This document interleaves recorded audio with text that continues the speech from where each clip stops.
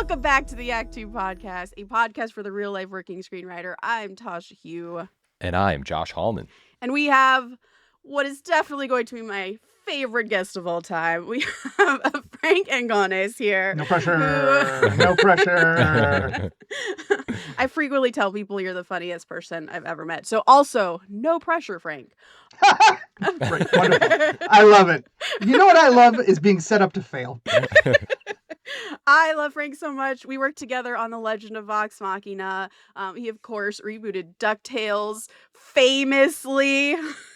Yeah. Please, infamously. Thank you very much. What? I don't know, man. Look, I do too.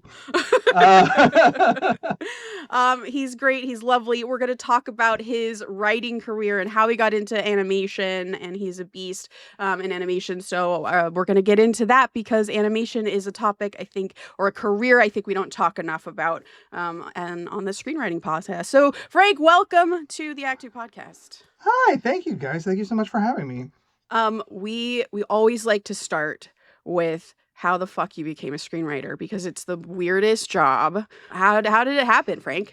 Isn't that the most frustrating fucking thing when you were first trying to become a screenwriter, where you would ask that question and every screenwriter you asked it of or agent you asked it of would be like, this one thing happened and the other thing. Like, and it really, I mean, it's the least satisfying answer, but so I grew up the kid on the street that had an Entertainment Weekly subscription.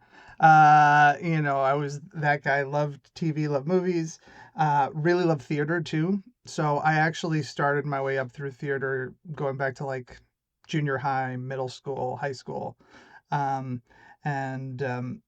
ended up going to college in New York specifically because it was New York and that's where theater was and I wanted to be around it.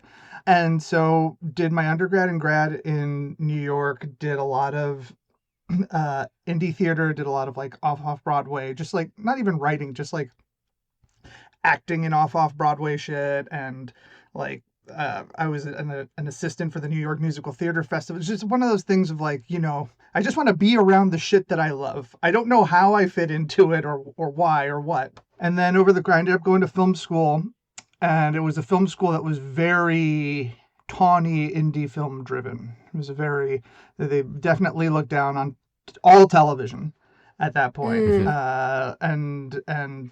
Certainly, I mean, animation was like, who the hell knows? Did you like animation at this stage? Was that something you'd grown up enjoying? I always loved animation, but I can't draw for shit. Like I really did love, I watched, I mean, it's fucking right at this point, but it's like The Simpsons, and Futurama in college and, all that the Adult Swim wave that was happening in the early aughts. And so always loved it, but never considered it as an option because that seemed like a thing that you had to be able to draw to do. And so, but that's not true. But you do have to at least like people who do draw. Yeah. That's an important, that's not a given for a lot of animation writers. Number one, don't hate artists. You know what? That's practically my tattoo. That's number one, don't hate artists. But the school didn't have a any kind of placement or like any of these, like, we send you out to LA and the only thing that they had is they would have like a yearly award thing, like a best script, best short, best etc. And through like a lot of like arm twisting and shit, they finally said, okay, we'll do a best spec television episode. And I was like, okay. And I knew that all of the professors at that time looked down on television. Because also television was like in the theater department, it wasn't in the film department. That was a lot of, that's all radically changed now. But the TV writing class was right next to the faculty mailboxes. And none of them had television, and they were all cheap. But they were all told that they had to watch TV. So we would look at the mailboxes, and we would see a box set of season 1 of Mad Men, and a box set of season 1 of 30 Rock, going from mailbox to mailbox. And that became like the Rosetta Stone for everybody's like, oh, if you want to win anything, you have to write either a 30 Rock or a Mad Men. Oh, wow. So I wrote a 30 Rock and ended up getting, winning the spec thing. And so as part of that, again, like they went out, they did like go out to California. You'll be in California and we'll say we know you. And that's it. Mm-hmm. Like that was kind of the extent of the whatever. But what they did do was they would send a booklet of all of the winners and then with a bio and like 6 projects that they had scripts for already to every agency. And that was really kind of how I got in the door, was because I had co-written a script with someone else who had been hip pocketed. I assume you guys have talked about, people know the joy of being repped without being repped. Yeah. Yeah. And I co-written it with someone who had been hip pocketed, but she never mentioned me or that. It landed on that agent's desk and she was furious. Oh, wow. She was like, who the fuck is this guy? Why is he? It's like suddenly there was like, it was a mention of a name and whatever. Wait, the rep was furious. The rep was furious. And then she met with me and then was like, okay, well, I'll rep you guys as a team then. Gotcha. Off this one thing. And then through that, I ended up submitting to the, it was a thing, studios don't have this anymore. There was a thing called Fresh Ink at Warner Brothers, which was essentially looking for original pilots, like as a kind of, they had a chunk of it was tangential to the Warner Brothers Writers Workshop, the long fabled Warner Brothers Writers Workshop, where they had a chunk of money to develop a script idea with first time writers. And we had developed that, and through we sold an hour-long procedural comedy the week after a show called Greek, which was an hour-long comedy on TBS, had like an uptick. Oh, I remember that show. So they were like, we should buy more of these. And then it was canceled after that season. But because we pitched that week, they bought that. Fucking timing, man. Yeah. It's bananas. Yeah. It's timing and being willing to like jump in. Can I ask before you continue, were all of your samples, you said there were like 6 that were kind of sent out, were they all comedy or were they kind of all over the map? Because sometimes when you come out of college, you're like, I'm going to do a drama and I'm going to do a comedy just because I want people to know that I can do all things. There were various types of comedy, because I always knew I wanted to do something funny and sincere at least. But there was like, there was a more hard-edged, like, Colbert Report, It's Always Sunny in Philadelphia type thing. There was like an ensemble comedy. There was 2 features, and there was 1 animated short. Or it was a pitch for like an Adult Swim style animated 11. Can I say it's impressive that they made you graduate with that many projects? For my MFA, it was 2 max, and I was the only one who even finished 2 scripts. Oh no, none of those were allowed to be counted towards my graduation. Oh, so you were just writing out of the love of writing. Yeah, I only wrote the 30 Rock spec, and I wrote a pilot in school, but all the feature thing that was just like me certainly not the 11-minute animated thing. It was just me kind of dicking around and seeming a little bit, literally, this was a school where like their placement was go to Sundance. Like that was it. Like you do a short for Sundance. That like the path was you go to Sundance with a short, and then you have the feature version of that short as a spec ready for when they show it. Like that was placement. Oh, wow. Yeah. So you took it upon yourself to have all these different examples because, as Josh says, the love of writing. Well, yeah, and I loved TV. Like nobody really wanted to do comedy there. And I loved TV, and TV was just starting to get, we were at the very early days of prestige and peak TV, right? And so they were just starting to consider that a viable thing. And it was funny because as part of the festival, they had me stage like 10 minutes of my 30 Rock episode. And that was like the most fun because it was like theater again, right? Like it was like me and a bunch of actors just fucking around and figuring out how to make this work and figuring out gimmicks. It was weird because it was also like casting was like, and you'll be Tracy Morgan. It's like, okay. Like, it was a strange thing, but it did kind of like light the fire under me. Is like TV really felt like the way to go because it felt most like the thing that I loved, or at least that I come up with, I was comfortable with.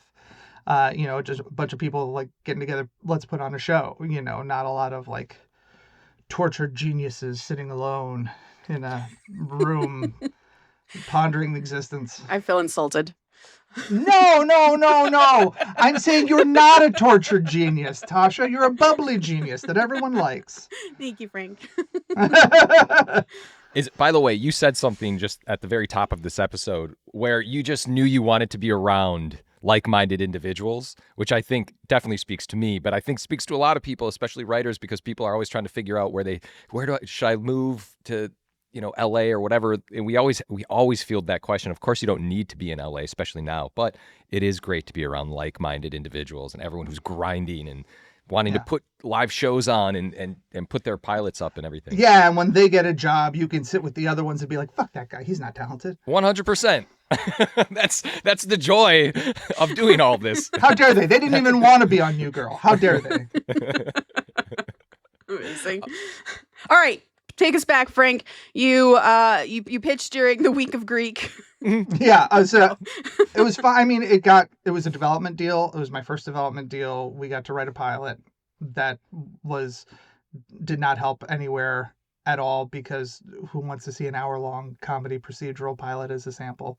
But it did help us get into the Warner Brothers Writers Workshop. And so that was back in the day where the Warner Brothers Writers Workshop was like, you were set.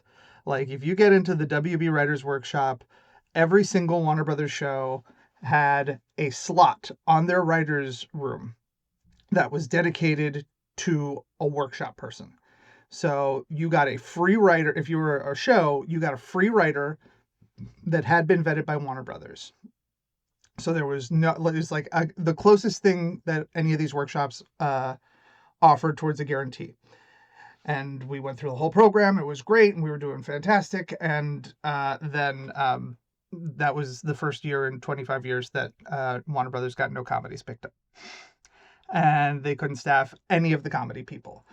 But there was a guy, Chris Mack, who was running the workshop at the time, who was very helpful in trying to get us out there. And luckily, we had a manager and agent. It was just, it was one of these things where it was like, you're set.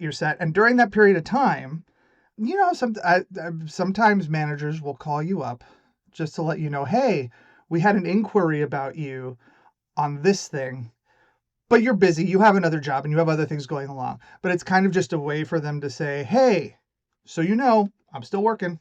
Mm-hmm. Even though you're bringing in steady money, and I want you to know I'm doing something too. And my manager reached out and said, we got an interest for you. Do you know a guy named Craig McCracken? And I was like, yeah, I smoked weed in college. I've watched Powerpuff Girls. Yeah. And he says, Craig McCracken is doing a show for Disney that is basically Looney Tunes meets Hitchhiker's Guide with Jack McBrayer. And I was like, that sounds fucking amazing. Yes, I would love to go meet with them if they're staffing. And my manager's like, no. But you're in the Warner Brothers Writers Workshop. You're going to go write on a fucking... Remember when network television existed? You're going to go write on a fucking network comedy and get residuals on whatever fucking multicam or single cam or whatever. Like, you're fine. I just want to let you know that they're excited about you, but don't worry about it, please. And then that happened, and I also calls like, hey, could you ask them? Are they still looking? It's like, no, they're all whatever, staffed up. And so I was like, all right.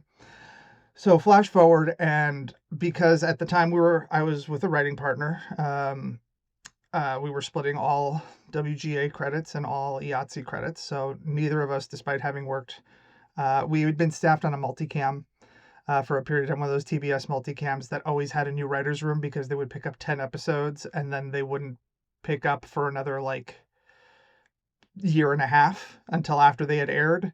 So it was one of these things of it was a nice stopgap for people in between other jobs, but there was no consistency in the writer's room. So every season was a new writer's room. And I did not care for that, really. The multicam thing felt weirdly cutthroat to me and felt like the opposite of collaboration.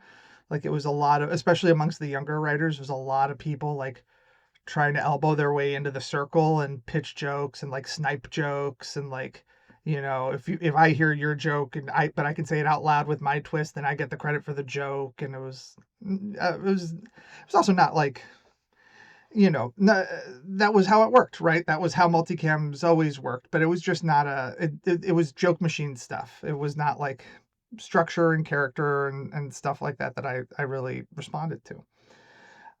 But we were one credit shy on either IATSE or WGA side to qualifying for health insurance.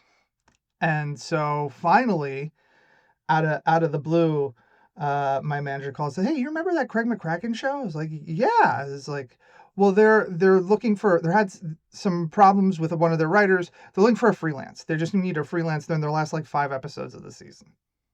And I was like, "Yes, absolutely. Sign us up. We're great." And I went in, and it was Craig McCracken and Lauren Faust, who's his wife and also was the creator of My Little Pony, Friendship is Magic. And this is like, and they had co-created Foster's Home together. Like, this is like animation royalty. I have 0 animation experience, but I am that fucking asshole writer who goes in. It's the same. It's in comics and in animation. It's like, you come in, it's like, it's a cartoon. Yeah. You can do anything. It doesn't matter. Like I said, and it's like, oh yeah, because drawing, you just draw whatever, and it's great, and there's budget's unlimited, and it's fantastic. But it was one of those things, Josh, as you had mentioned, the like-minded writers. It's like, oh, it was like the best creative day of my life so far. Like, I had never had this one day for a break of a freelance, and I was like, this is a lot of fun, and we all have the same like set of references. The potential, like, this is potential that I've never experienced in live action in terms of like what we can do and what we don't want to do. Realized that it was a lot closer to feature than it was to TV writing, which was Interesting. Interesting. Can I ask yeah. why that is, or how it's closer to features? Yeah, well, because by definition, hopefully, it's visually driven. There's all these acceptance. There's all the exceptions to, like, the like animated sitcoms that are more like the Family Guys and the Simpsons that are more gag driven, right, or more writing driven, right. But especially in kids 6 to 11, and especially with a guy like Craig McCracken who came up through Hanna-Barbera, like the whole goal was to try to write a script that felt like it was a board-driven show. And I don't know if that definition has been. I'll just quickly. So there used to be, still are for the most part, 2 types of animated television shows for kids. There's board-driven shows, which means that they are storyboard-driven shows. So there's an outline and some ideas of dialogue, and that's all the writer does. And then it goes off, and the storyboards, the board artists get to plus it and make it amazing and magical. SpongeBob is a great example of a board-driven show. But then there's also the script-driven shows, which operate more like traditional television show, live-action television shows. They have a writer's room, and there's a script, and the script gets approvals from all the executives and all the standard stages. And one of the great things about that show is called Wander Over Yonder. And it was that Craig's whole goal was to make a script-driven show that felt like a board-driven show. Like, that was the goal. Oh, that's cool. Was to train the writers to think like board artists, so that you were getting comedy not just out of the dialogue and setups and jokes, but also gags and timing and stuff like that, and also fleshing it out. And so I had this one amazing day, and after that first day, I decided to do something uncharacteristically ballsy, and I called my agent and manager. I said, "Hey, see if they want to hire me," because they were talking a lot about how they were having problems finding writers, and they seemed like they had a good time with us, and so that was fantastic. Lo and behold, they did. And so we got hired as staff writers for our first animated show, just for the last 10 episodes of season 1. And then, Disney being Disney, they waited. They waited a long time for pickup. But because we were new and we were still like that shiny new thing in the studio, they're like, oh, well, let's keep them around. We'll keep them in the system, etc. As every other writer on that show went off. And Lauren, who was the head writer, went off to work on a feature at Sony. And let me just, quick question. This actually might be a question for both of you. So you were saying you kind of went in, you had the big ideas of in animation, you can do anything. Was there a big learning curve where you sit down with an animator who's like, hey, listen, you've got these ideas, but I can't do this. So there's a because- giant crowd and Yeah. horses run through. Yeah. And I don't there's even know how rain. I've never asked Tasha this question. Yeah, Tasha, but- I'd be curious. I know my answer to that because it's like a definitive moment of my life, but I'm curious about your answer. I've had both experiences. I've had absolutely not, we cannot do that, you're insane. And then I've had, actually, let's push it further. So it kind of depends on the team and the money. Right. Yeah. Team is most important. Uh-huh. And if team is willing, then money you figure out, because team can be very smart and figure out. There was on Vox, there was that we had that episode towards the end of season 5 where it was just like a Lord of the Rings scale set piece. Uh-huh. And we had Sunjin, our beautiful, wonderful supervising director on that show, come in, and we're like, all right, Sunjin, I need to know what elements are CG that you have already built, what elements are 2D, and then we will figure out, okay, so the CG guys only ever fight the CG guys, the 2D guys only ever fight the 2D guys, like doing all the math. But that's also like, in success, hopefully if you're having a good time and you're with a good crew that's supportive, like that's where it's fun. That's the problem solving. That's the problem theater, solving.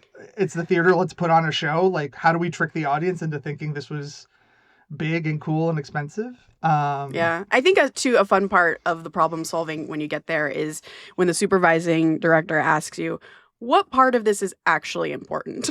And you're like, you're right. What part is important to the actual story, to the actual characters, to the actual moment? And then like, let's shave all the other stuff off so we can actually afford to do this. Well, because there's also, the intermediate step of this has to be approved by the executives first. And you put a lot of, especially if you're on a show that's at a studio, you put a lot of stuff in there to appease the executives, or that's the result of a note that would not be clear, and so when they get the script, it's unclear what is the most important part of a scene. Like, is this line of dialogue important? It's like, no, that line of dialogue is in there because our exec did not pay attention to that page, and therefore, and this is not. I also don't pay attention to pages. This is not to attack execs. I have had I won't say I have nothing but lovely execs, but I have for the most part had very lovely execs. Yeah. But that's also an interesting part about, I mean, I'm sure this happens in live action as well, but in animation too, where you get to that stage where you're walking through the episode with a supervising director and they're like, I'm confused about this, like why this line is here. And you're like, we're going to take it out.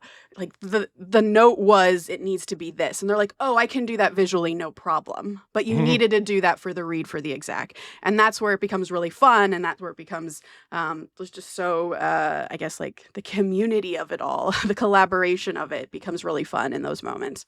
Yeah. Well, so this leads to like my like supervillain origin story in animation. Oh, I'm in. Everyone's the hero of their own story. But so after season 1 of Wander Over Yonder got picked up for season 2, they didn't have a head writer, and me and my writing partner were the only staff writers that had stayed on. Like the most novice animation writers were the only ones that were still there, and so they started like trying to meet with other people to take over the head writer job, etc. And Craig, to his credit, was like, well, they know the show better than anyone left. Like, why don't we just see if they can be the head writers? And we did that. So like 3 episodes into that second season, we became, after 10 episodes of experience, we became the head writers on an animated show. Which means what?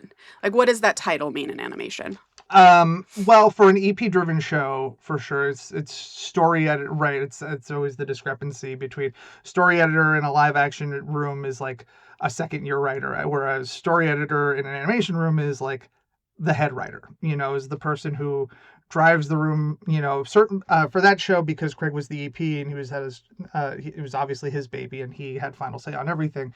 It was me being like the guy that organized all of the ideas and helped Craig focus all those ideas and push back on some things that did work or needed to be pushed, etc. It's basically like in charge of the room. So it's crazy after 10 episodes of animation to suddenly be in charge of the room. Yeah, wow. But again, like in the best possible scenario, because it's Craig McCracken. Like this dude's done hundreds and hundreds and hundreds of 11-minute episodes of comedy cartoons. And he was always curious, and he always wanted to push buttons, and he always wanted to try something new. So he never he wasn't one of these like jaded, like, I know what I'm doing. Like he was, I feel very lucky that Craig was my entree into, and Lauren were my entree into animation. And so it was you and your writing partner running the room Yeah. together. So not only did you Yes. have to learn how to manage a room, which in those 10 episodes, hopefully you learned from Craig and Lauren how to do that, but you also had to learn how to manage doing it with a partner. Yes. Oof, Frank. And then, and just to tack on to that, what were you feeling and thinking during, like, when that was happening? Were you like, I got this? My wife was pregnant, so I was thinking, I need to keep this job. Oh, okay. Yeah. So like 10 episodes in, we're still trying. I mean, they just had head writers, and we'd been freelancing in for the first couple episodes, and we had to staff the room. And we did a lot of freelances at the top of the season. We had a freelance writer come in, and there was a supervising director, and I will only say his name because I owe him everything, even though he seems like a dick in this story. But he's not. He is a lovely and wonderful human being who fixed me as a writer. His name's Dave Thomas. He had been a writer. He had been a director on El Tigre at Nickelodeon, and he was a director on Wander Over Yonder, and for all intents and purposes, was kind of became supervising director on Craig's next show, Kid Cosmic, and but a freelance writer had written a script that had a montage. These were 11-minute scripts, and you were allowed, for 11 minutes, you were allowed either a song, a montage, or an action scene. You got one. You were not allowed to have two of those. And this was a montage. And Dave had forgotten that he had Facebook friended me at some point. And he did whatever the Facebook equivalent of subtweeting is. One week, and he said, "Dear animation writers." The word "writers" was in quotes. Oh, shit. I'm nervous. Like I'm actually uncomfortable right now. The next time you write a sentence like, over the course of the following montage, the villain's army takes over an entire galaxy. That took you 5 seconds to write, and it is the reason that your board teams can't see their kids that weekend. So fuck you. Oh, shit. What a guy. Not wrong, also, by the way. Not wrong at all. Not like, that's the thing. That's why I preface this by saying, like, this writers are gonna be like, "Oh," I'm like, no, Dave right, me bad. Ugh. So I was like, well, fuck. This guy's the most senior director on the show, and he's reading me for filth, and there's nothing. And I was like, look, I can either do the thing that I want to do. I had 3 options, right? I could either be a real pissy pain in the ass, which wasn't going to solve anything. I could just pretend like I didn't see anything and just keep my head down and keep going forward, which would have been also the easy but wrong thing to do. And instead, I went into Dave's office on Monday. I was like, "Hey, Dave, you forgot you Facebook friended me." And I saw the post, and he and me was like, "Oh my God," and blah, blah, blah. I was like, no. You were right. Like, you are better at your job than I am at my job. And I want to have a conversation with you so that I can be better at my job and learn what you do. Yeah. And it was a conversation that I think, after the fact, Dave said, like, that's not a conversation that animation writers really have with story teams and with board teams and with directors, which is insane. And a lot of it is studio fuckery. Like, a lot of it is like, studios like to have their writer's room separate from their board teams and animated shows, right? Because then it gets into a whole thing of like authorship and, a writer saying I should get, or a board artist saying I should get credit for this episode because I fixed it in the writer and the script. And they were like, no, but I had it and he messed it up. And it's all this, like, they want to keep them separate and divided as possible. But that makes shows impossible to produce. I had lots of friends on on shows like BoJack who would be like, yeah, I would hand in the script and then the show would be over. And then a year and a half later, I would watch the episode to see if any of my jokes stayed in, like, or to see what stayed in and what had to go, because they never had that conversation. And so because Dave and I like got on the same page and wanted to fix it, we actually changed the production pipeline on season 2 of that show so that we included a step between outline and script for conference with the director and whoever was going to board that episode, to go through and say, okay, we can change this, we can change this, we can change this. But also so that the writer, who had been through the whole fucking gauntlet with the execs and the notes, could have the institutional memory of like, here's where we started in the writer's room. Here's why we changed this thing. Here's what's actually important to this, before any writing or boarding has ever happened. Yeah. Right. And it always got a little long. You know, it made production a little longer on the front end. But ultimately, we had way fewer problems. And then we also added a step. We also added it so that the writer would be present at the thumbnail pitches, which was not standard at all. Can you explain what that is? Sorry, yes. So thumbnail pitches are when you're after the script has been approved and the director hands it to their storyboard artist. I'm sorry, I'm tossing around jargon like crazy. Story team is separate from writing team generally on an animated show or an animated project, because they're the storyboard artists. They draw all of the panels that build the animatic that all the animation is based on. They figure out under the leadership of the director, they figure out the timing, they figure out, you know, the breaks, what needs to be in there, the tone, like the gags. It helps a lot. And they end up actually being closer to like the actors that you're working with than like the voice actors are. I mean, the voice actors are incredible, but at the end of the day, an animated character is the blend of the voice acting performance, which has to be good, but also the performance that the board artists and the animators imbue in it. Like, the character is a combination of those two things. Yeah, it is a really interesting step, right? Because it doesn't happen anywhere else, where the animation will determine how you direct the actor, because the actor comes later. And so how they've animated this character to act is what comes first. It's interesting. Or vice versa. Or you know, we had, you know, on DuckTales, we had so many unbelievable improv actors, right? But it would be so helpful for the writers. So we made it so that if you wrote an episode, you were for sure in the record, because you would have the institutional memory. And because we knew that the writer was the link between the actor and the story team and the board teams, they would know, so that you know, a writer would leave the record and go directly to the director of the episode. It's like, hey, you know, Bobby Moynihan had this awesome riff, et cetera, and can make that change on the fly.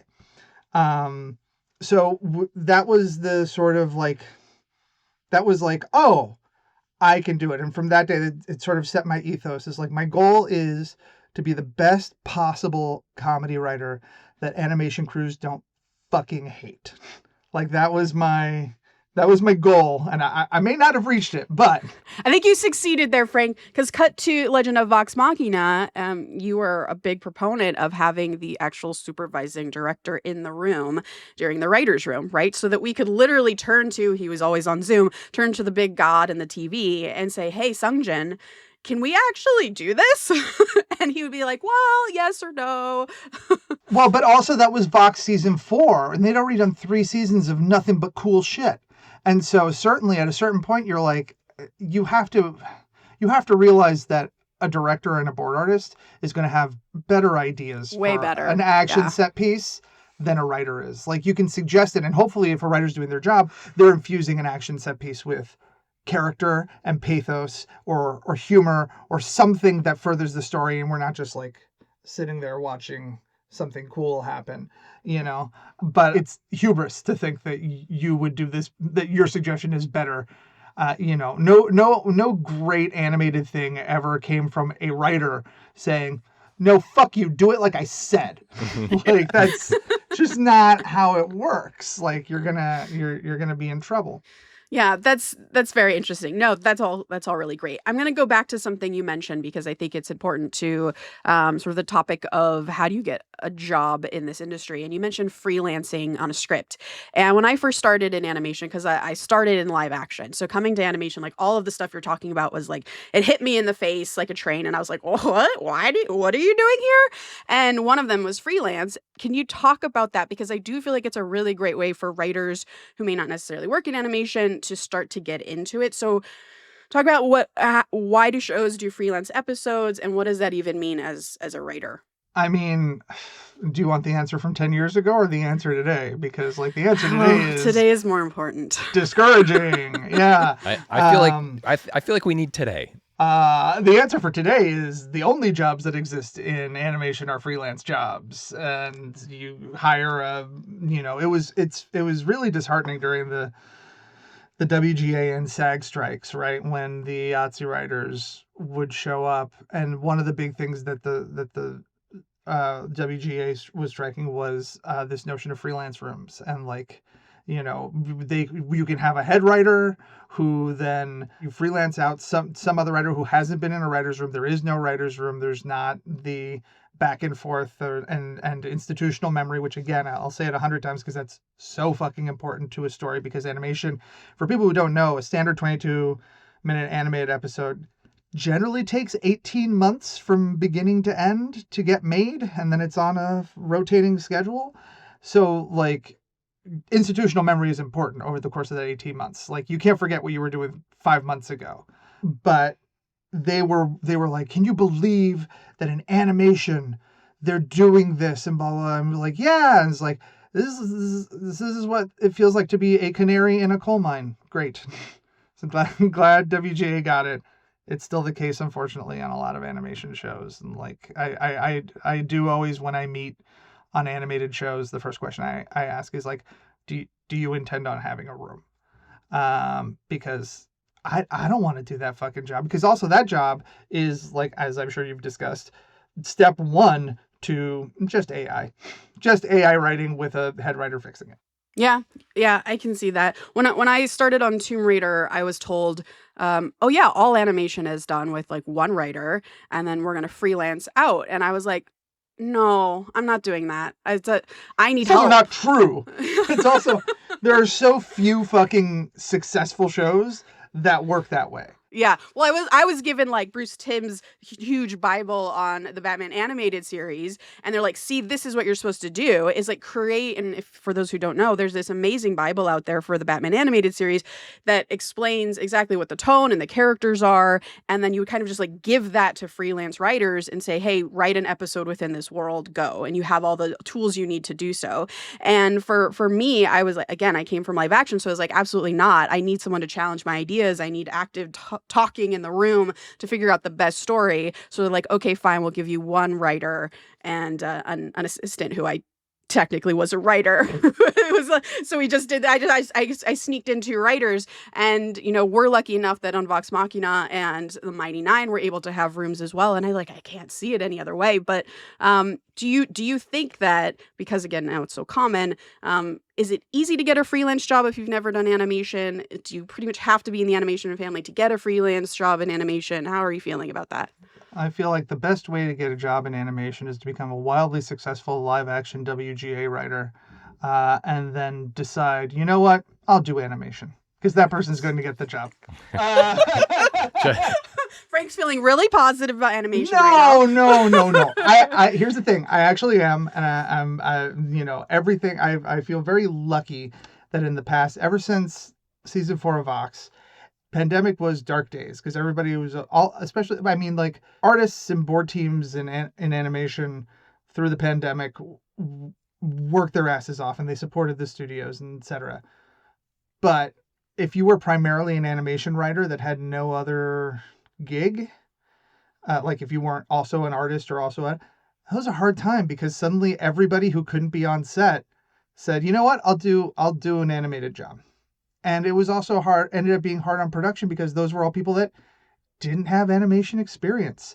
So they would come in and say, we could do whatever, or let's change this line after it's already shipped overseas and come back. You know what I mean? Like, Right. There was not a sense of that was dark times where I coined the phrase, you never get the job you're qualified for, you only get the job you are wildly overqualified for. Oh shit.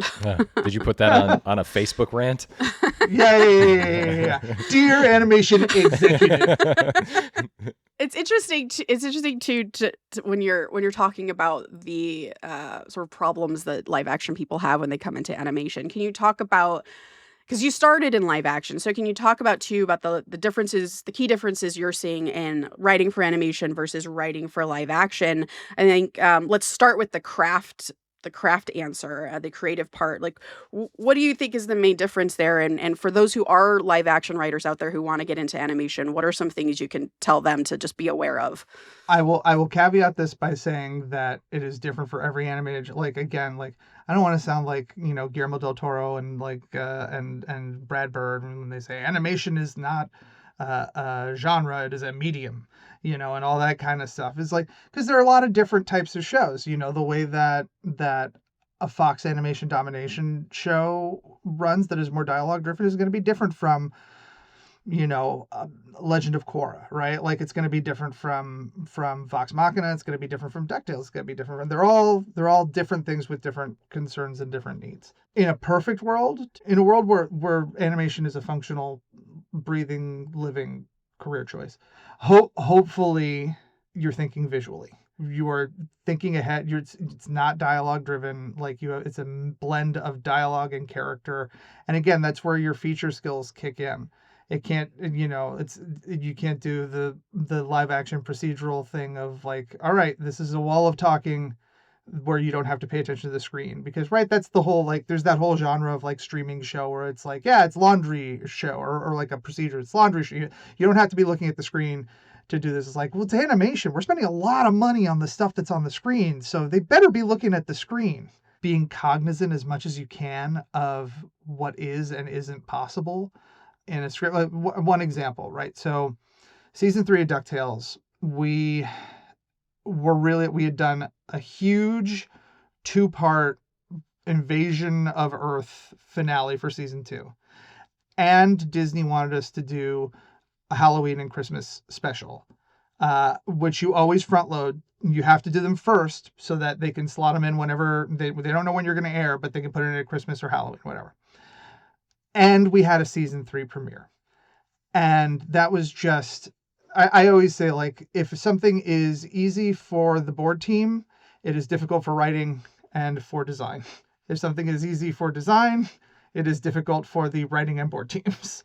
Like, it is, and you can get one of 3, and the goal, if you're on a show, is to stagger that, right? You get one difficult, easy for the writers episode, and one easy for the board teams episode, and one, but like the misnomer, because again, most animation executives also do not have artist experience. Like, they also are not board artists, or with a couple of exceptions, or designers. And they'll say, well, just do a bottle episode. And in live action, bottle episode, yeah, of course. If you have a set, we have all the actors on one set. We're there for the whole week. We don't have a lot of different setups. We can shoot it out like it's a play. But in animation, and we did this a couple of times, this is why I always caution people. Some people always want to do a fucking a locked door murder mystery episode, and I always caution them against it, because it's just like, it's a bottle episode, it'd be fun, and you get to do the big thing at the end, and all our characters are in one place, and that's fucking hard for animation, because when you're doing a locked room, that room, you can't just go to that room. Like, that room has to be designed, and then it's on the board team and the director to figure out how to shoot that room interestingly, so it's not just flat. And now you're animating 7 characters and their facial expressions, and they're constantly moving, and especially on a mystery, and their reactions to huge revelations. So everyone has to. It doesn't work if Dewey has a huge reaction, but Louie is just like still. Like, that's not how that works. yeah. Not long ago, my daughter was watching DuckTales, and it took place in a casino. Uh-huh. And as you're talking about this, I'm like, they were all in one location. this was it. This was the moment you're fucking talking about. But no, that was not, because that at least had multiple parts of the casino. We could spread that out into Shit. different areas. I should have sat and And really we could watched shoot it. from the thing. No, there's an episode in the first episode where Scrooge disappears on his birthday, and all of his villains are secretly at this birthday party, and they block the doors, and no Incredible. one can leave. That's brilliant. And it turns out to be potentially a ghost story and whatever. You know, it's because it's DuckTales, so why bother? Why bother with logic? But again, like, design team has to figure out it's fun for the writer, but design team has to figure out every angle, and board team has to figure out what to do with people and how to shoot it interestingly, and it's a nightmare. And we kept trying to figure out, and we were in this crunch area in season 3, and I went to Matt Youngberg, executive producer, supervising director of DuckTales, and I said, Matt, what would actually be a bottle episode? Like, what would actually be easy for everyone to pull off? And Matt said, I don't know. Backgrounds that we have, no more than 2 to 3 characters per setup, only masters and cut in close, and that's it for about 20 minutes of the 22 minutes runtime. And I was like, cool, we can work with that. And we ended up doing an episode that was one of my favorites of the whole thing, where it was a parody of Disney Channel sitcoms, like teen sitcoms, where you just start it and the kids and the family, it looks like they're all having like Blossom type problems, right? Like Dog with a Blog type problems. Like, oh no, we have the photographer coming in 25 minutes for the family photo and blah, blah. And then slowly over the course, and it was, again, just like backgrounds we had, punch in, punch out, because it was a style. Actually, that was the episode we put Goofy in as the wacky neighbor, just because that's another thing that you do, is like you do a cameo. And it ended up being very production, but we got so much bang for our buck. So the premise was Huey, who was the smart one on that show, started realizing that things were off, and he would hear the laugh track, and then he would do all this kind of like, we all disappeared, and then we came back for a second during the commercial. And what the fuck was that? And it turned out that they had previously been on an adventure where they in a cave, and Donald Duck, who always wanted to have a normal life and just didn't like all the adventure, says like, I wish we could just have a normal day for once. And it turned out that he made a genie, and that genie had been stuck in the lamp since the year 1995. And so that's why he thought this was what a normal family was. That's funny. But that episode aired 4 months before WandaVision. I was going to say, it sounds just like a little WandaVision-y. But it was all coming from the limitation, and like the writers talking to the board teams, talking to the design teams, and like the idea, it's for the story generating from that collaboration and conversation. You're always going to end up in a more interesting place. Yeah, that's great. Something that's really amazing with what you've been saying, even going back to the guy you spoke to who posted on Facebook, to now going to ask, hey, what's the best way I can do this bottle episode? Like, that is an ability that I don't think a lot of people have, like the ability to work with others and just kind of, I bet you take notes really well. It's funny. I'm on a feature now, and embedded in an animated feature with the crew. And the one thing they say is like, Frank is so unprecious with, like, he'll come up with a bunch of alts, and he's so unprecious with what he's contributing. He's like, yeah, because we don't have time. Yeah. TV's got to go on the air because it's Tuesday, not because it's ready. So you can't be precious. Like, it has to be for the sake of the story. That's an incredible ability. It's like a superpower. At the end of the day, hopefully, and look, I have a massive ego, but there are certain things that you have to be pretty egoless about. And hopefully, especially if you're working in animation, that's one of them. Because animation is, there's so many egos in animation, and it's not a way to live happily. How did you and Tasha even coexist with those egos? Yeah. With Sam Riegel in the room, our egos were the problem. There was no room for anyone else's. Check your egos at the door. No, that's insane and ridiculous. Of course, Sam actually probably has the least ego of any human being I've ever met. He's a very kind and giving person. He just plays it up so well. 100%, 100%. And like the Vox Machina room is such a great example of exactly what you're talking about, Josh, of people who do have egos, and that there are really confident people who are really good at their job, but as soon as something doesn't work for the story, you let it go and you move on and you take someone else's idea and you build off of that. Like there was never ever an instance in that room where we felt like we had to either tippy toe around someone or take an idea that was bad because someone was so precious about it. We never fought about anything. And it's so key. It's so key in live action or animation, I think. I remember, it's so key. Yeah, I remember when I started on Vox, and I remember Sam saying, so all of the actors are EPs and they all get to give notes on dialogue. And I was like, oh, yeah. Yep. Okay. Same reaction, Frank. But in a normal, like, because in a normal circumstance, if you're a writer it's like, boy, that sounds right. And I needn't have been concerned because that is a group of, that group is the definition of people who care more about the product than themselves. Like they are, if it's good for the story. And even I was petrified of going to work with Matt because I was like, this is a guy who, like, this is his world. This is his baby. Like he's created this whole thing. And I'm saying, like, I think they should do this. Yeah. Yeah, Matt Mercer of Critical Role, who like built the world that Frank had to somehow land the plane of in the final 2 seasons. Yeah, it's a lot of pressure to do right by him and to in some ways like improve upon it because it's now the show that people are visually watching.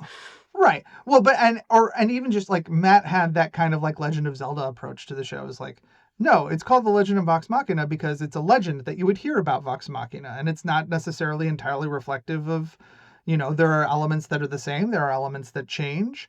I was really in awe, and it was really inspiring to work with that group of people. Like, I told Travis Willingham, who was one of the EPs on Vox for 4 and 5, who's also head of Critical Role and all that. I told him, was like, man, I thought that was it. Like I was running the room on a show. I was a producer on the show that I loved and had a great time. And that was it. And I was like, well, I guess that's always going to be it. And from here on out, I just kind of do the thing. And to work with them on that. And then it's gone on to like, it really like reinvigorated me in a way of like, oh yeah, there are other jobs that will also be great. And like as long as you can fall in love with the characters, and especially on IP that is not yours, and especially on something that has a fucking fan base like that, you have to be. There was a there was a character on DuckTales that in the original DuckTales who was just a fat joke. His name was Doofus Drake, and he was like Launchpad's shitty buddy. And he was always like, "Whoa, is there going to be pie there?" Like that was it. That's what he did. And so we were like, "Well, no one's a Doofus Drake fan, surely." And so we decided to make him a rich entitled psychopath, and make him a villain he was just like a weird sort of. He was trying to capture them to force them to be his friends. I Googled, and I went on Tumblr. R.I.P. And I went on. I went on Reddit and I searched for like Doofus fan pages, Doofus fan communities. Nothing. No fan art. No, nothing. I was like, okay, I think we're okay. And then it came out. How dare they? How dare they do this to Doofus Drake, one of the most important characters in all of historical fiction? So there's no, there's no way to really appease anyone. But the best thing you can do when you're working on something, especially in animation, because animation fans are super passionate. I mean, this is like, because you're creating a world for them to live in. Like any version of an animated show, no matter what, is a world. Like it's not like watching Friends. Like I don't go live in the Friends world. You just have to approach the characters, especially if they're pre-existing characters, as sincerely as possible. And hopefully you find the humanity in that. And sometimes you get attached to a character. But even in those situations, like you recognize like, these are not your children. I have actual children. I like them. They're good.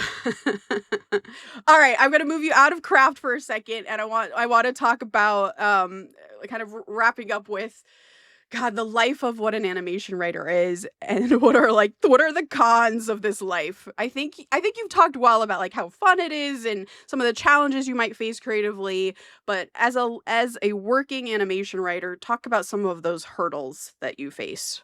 So there's there's all the standard ones that everyone always talks about. It's like, animation is typically treated as for children, and hopefully we've proven that's not always the case, but still just kind of baseline, like, oh, it's seen as a little lesser than, and it's seen as like, oh, well, if you're not the artist too, then, the writer is just a cog in this machine of this thing or whatever. More so than on an animated show than on a live action show where a writer is, showrunner and there are very few writer-only shows run in animation. Yeah. Blue Eye Samurai comes to mind. Yeah. You are never going to make as much money in animation as you are in live action. That's just a fact. So to do it, you actually have to really fucking love it. Yeah. My reps actively tell me used to tell me anyways, to not work in animation. Yeah, because there's a lot of hurdles and there's a lot of like having to try to prove your worth and prove that you're not just like, it's one of the things that people always tell me is an evolution from my getting the job you're wildly overqualified for stance. People are like, what should I write to get into an animated room, or what kind of spec should I? And I'm always like, don't write an animated if your dream is to go right on, SpongeBob or like Gravity Falls or something like that, don't write something on the level of Gravity Falls, because they have that. You write a live action thing, you write something sincere with characters that shows that you are thinking at the top of your brain and that you are a good brain to help push that show in that direction. I have known very few people who have been staffed on kids shows that have kid samples. You know what I mean? That's really interesting to hear. That's just not the way that it works. So from a practical standpoint, it is a lot. I mean, there's not a lot of rooms anymore. Like, we are no longer in the era in anything where you get 75, 22 episode seasons, and like, you're always going to be hustling. Like any show these days, You're going to be hustling. You're going to be supplementing. You're going to be taking 6 projects at the same time and whatever. So how are you getting jobs right now in animation? Because I've talked to a lot of writers who are like, how do I get my original animated show out there? And I'm like, I don't know. I've only come on to other shows. Do you pitch original ideas to networks? Are they mostly OWAs, or do you go to an animation studio and partner with them? How does one get work in animation if you're not a freelance writer or you're not joining one of these unicorn rooms? It's a lot of OWAs for sure. It's a lot of generals if you can get them, based on your stuff. And it's mostly through production companies at this point. Like, if you have an original, like, then you have a sample that got a production company interested in you, and then you pitch your original to the production company. I would never go through a studio at this point. Like, that just feels like, but if you go through, like, Metapigeon is the company that Critical Role has in production. Like, they're a production company, right? So they're creatives, but they have, or a Bento, or a Titmouse, or or any of these, and every famous person that also has a production company that's interested in animation, like, they're also always taking meetings, like, because they do want to figure out animation, right? Like, that's a thing that everybody is always kind of trying to figure out. And that was one of the things that I did in during that period during the pandemic. It was a lot of live action people who had never written animation before. And there's a lot of artists who had never written before, who just needed someone to help them. And so that's what I did a lot, And so I think if you can get the OWAs, if you have a rep who can get you generals with people who are interested in animation, great. If you are a live action person who is interested in getting into animation, then you could talk to like those primarily animation studios, the Bentos, the Titmouses, and also just make shit. Like, if you can't draw, find fucking artists, right? Like, if you're find an artist that you jive with, because hopefully if nothing else has been made clear in this conversation, is like, this is more so than most other mediums, a collaborative medium. Like, across, it's not like, what if the camera department was actually 20 different departments, is what animation is, I just wanted to geek out one last time and just tell you how much I enjoyed DuckTales. And I don't know how you managed to do it. And I don't want to be like the DuckTales guy. It's not like I know who the guy you referenced earlier, and I wasn't upset about it. I'm not on the fan boards raging about it, but I don't know how you managed to get the balance of new comedy infused into DuckTales, and I don't even know what my question is, aside from just saying I really loved it, and I think you had the proper approach of taking on the IP, and I'm gonna let you talk now. You seem like you have something to say. No. Yeah. Thank you, but I want to say like I didn't do it. Like that was not like Matt Youngberg was the EP director. He was my creative partner on that, and like that show happened because of that partnership, and that partnership hopefully trickled down all the way. Like that was a show where every single writer in the room knew every single board artist and director, knew all their strengths and weaknesses, and would write to them, and have constant conversation. Like, we had a rule where up until the script was approved, the director and the art director were in service to the writer, helping that. Like, we had an art director while the writer was working on outlines. We had an art director working on locations because it was a globetrotting adventure show. There was no way to pull that off if we weren't ahead of the curve. We had an amazing producer in Susanna Olson, who managed to foment this foment's probably not the word, right? Foment usually means rebellion. Foster an environment for collaboration and a healthy collaboration between writers and artists. I think you say that, Frank, but your humor is all over that show. And yes, everyone else was a genius who worked on it, but I can watch that and be like, haha, Frank. I do let my kids watch it more than other shows because it's like they're spending time with me. Oh, that's beautiful. No, but I appreciate that. I appreciate both of you saying that. But again, to my point, like I can be me and I can't draw shit. Yeah. Like I can write a facial expression for pages and pages on in a final draft doc, and I'm not going to execute it. And so I always view my job is like figure out as much as possible on the front end so that everybody can plus it down the way, because it really if you can foster like an improv style relationship on a production that has to be so planned, like that's magic. Like that was why everybody always got on us, because it's like they hired all these celebrities. It's like, no, we hired a bunch of improv actors and we hired a bunch of theater people, because that was a huge ensemble show and it needed to feel like they were in a room with other people. Yeah. And so that was the goal, right? It was and so I appreciate the praise, but I cannot take the credit. Frank, thank you so much for coming on. I feel like it was so educational, and we don't talk enough about animation on this episode, on this podcast. So I really appreciate you coming on for that reason. And we love you, Frank. Well, thank you so much, guys. I appreciate it, and keep on keeping on, everybody. We're gonna make it. We're fine. We're gonna do great, everyone. Since cave drawings, cartoons have existed, and we will in fact persevere after there are only cave drawings left. That's a beautiful outro, Frank. I'll take us out with our quote of the day. Very few writers know what they're doing until they've done it. And Lamont. Please remember to rate and subscribe. Follow us at ActTwoWriters for more awesome writing stuff. You can follow me, Tasha, at Story Thursday on Instagram, or Tasha 3.0 on Twitter. I'm Josh Hallman on Instagram, Joshua Hallman on Twitter. Frank, are you on the socials? I'm on Blue Sky, I guess. All right. As always, the Act 2 podcast is a production of Act 2, a network and support group for the everyday working screenwriter. This episode was edited by Paul Lundquist.